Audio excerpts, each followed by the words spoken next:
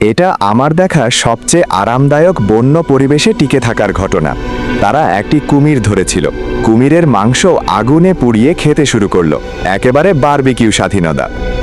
ম্যাটের দল একটি বড় কুমির ধরেছিল, কিন্তু জায়গাটায় পানির উপর অনেক ভাসমান গাছপালা ছিল। ম্যাট দড়িতে জড়িয়ে থাকা ডালপালা সরাচ্ছিল, আর কুমির পানির মধ্যে প্রাণপণে লড়াই করছিল। তারা কুমিরটাকে তীরে তোলার চেষ্টা করছিল। সবাই এতটাই উত্তেজিত ছিল যেন কিছু বলতে যাচ্ছিল। তারা কুমিরের সম্মতির তোয়াক্কা না করে জোর করে তাকে তীরে টেনে তোলে।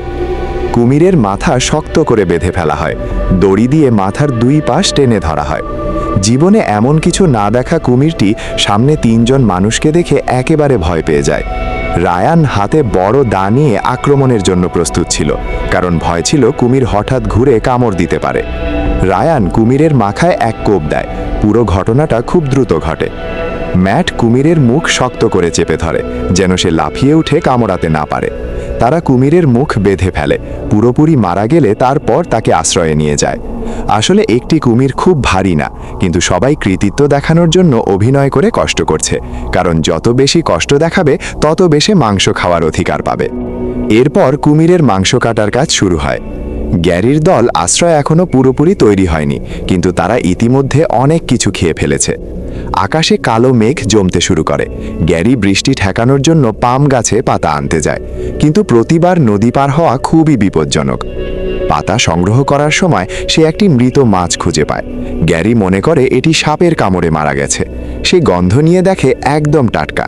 এত বড় মাংস পেয়ে সে খুশি হয়ে যায়, কিন্তু মাছের খোলস ভাঙা ছিল, তাই এটা সাপের কামড়ে মারা গেছে বলে মনে হয় না। সে দলকে দেখায় এবং বলে সে নিজেই ধরেছে। বাইরে থাকলে পরিচয় নিজেকেই বানাতে হয়, যা খুশি বলা যায়। কিন্তু ম্যাক্স বিশ্বাস করে না, কারণ গ্যারি আগে থেকেই আবর্জনা কোড়ানো লোক হিসেবে পরিচিত। সে সব ধরনের পচা জিনিসও তোলে আনে। গ্যারি মাছের মাংস দেখায় এখনও নরম, মানে টাটকা। মাছ পাওয়ার পর সে পাম পাতা আনার কথাও ভুলে যায়। ম্যাক্স মৃত জিনিস খেতে ভয় পায়। গ্যারি মাছ নিয়ে ফিরে আসে। আম্বও সন্দেহ করে, তাই খাওয়ার আগে গন্ধ নেয়। শেষে দেখা যায় কোনো বাজে গন্ধ নেই, পোকামাকড়ও নেই, তাই খাওয়ার সিদ্ধান্ত হয়। ম্যাক্স একটু দ্বিধায় থাকে, কিন্তু গ্যারি তো যাই হোক খাবে। অন্যদিকে স্নাইডার দল খাবারের খোঁজে আছে। সুসান বলে সবাই খুব ক্ষুধার্ত, প্রোটিন দরকার। তারা দেখে মাছ ধরার হুক আর টোপ হারিয়ে গেছে। এভাবে 3টা হুক হারিয়েছে। স্নাইডার কাঠবিড়ালের ডাক নকল করে তাকে ভয় দেখায়, তারপর ফাঁদে ঢোকাতে চেষ্টা করে। গাছে ছোট একটা ফাঁদ বসায় আর ভাবে এটা কাজ করবে। ম্যাটদের দল কুমির কাটছে। একটি কুমির অনেক দিনের খাবার।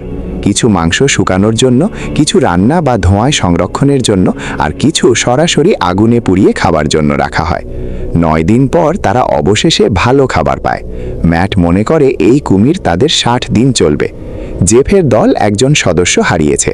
এখন তাদের লক্ষ্য খাবার পাওয়া। স্টিভেন পানিতে একটি কুমির দেখে। তারা সেটি ধরার পরিকল্পনা করে। তারা তীরে দাঁড়িয়ে কুমিরকে কাছে আনার চেষ্টা করে। স্টিভেন হুক ছোড়ে, কিন্তু ব্যর্থ হয়। আবার চেষ্টা করতে গিয়ে পড়ে যায়। কুমিরও ধরা যায় না, একেবারে দুর্ভাগ্য। গ্যারিরা কুমির কাটছে। তারা দেখে রক্ত জমাট বাঁধা, তাই পরিষ্কার করতে হয়। কুমিরের মাংস টাটকা। গ্যারি খুশিতে হাসে। এই কুমির থেকে খাবারও মিলবে, আবার টোপও তৈরি হবে। এইবার তারা কুমিরের মাংস সেদ্ধ করে। স্বাদ নাকি গরুর মাংসের মতো। কেউ বলে কোনো কাঁচা গন্ধ নেই, এমনকি বলে আলু আর পেঁয়াজ দিলে আরও ভালো হতো। খাওয়ার পর সবাই আরামে শুয়ে থাকে। ম্যাটদের দল বাকি মাংস শুকাতে ঝুলিয়ে রাখে, কিন্তু আগুনের তাপ যথেষ্ট না, ঠিকভাবে শুকাবে কিনা সন্দেহ। অন্যদিকে জেফদের দল কিছুই করছে না, শুধু বসে আছে। টোপ না দিয়েই কুমির ধরার আশা করছে। তারা ভাবে কুমির নিজে ভুল করবে। স্টিভেন টোপ দূরে ফেলার জন্য কাঠ ব্যবহার করে পানিতে ঝুলিয়ে দেয়। রাতে কুমির আসে, কিন্তু হুক ধরে না, শুধু মাংস ছিঁড়ে খায়। স্নাইডার দলের অবস্থা খারাপ। রাতে ঠান্ডায় ঘুমানো যায় না, আগুনও ঠিকমতো জ্বলছে না। 10ম দিনে এসে সবাই ক্লান্ত, ঘুম হয়নি, জায়গাটা বিপজ্জনক। ম্যাটদের দল সকালে মাংস রান্না করে খাচ্ছে। অন্যরা যেখানে বেঁচে থাকার লড়াই করছে, তারা সেখানে পিকনিক করছে। মাংস এত বেশি যে তারা থামতেই পারছে না।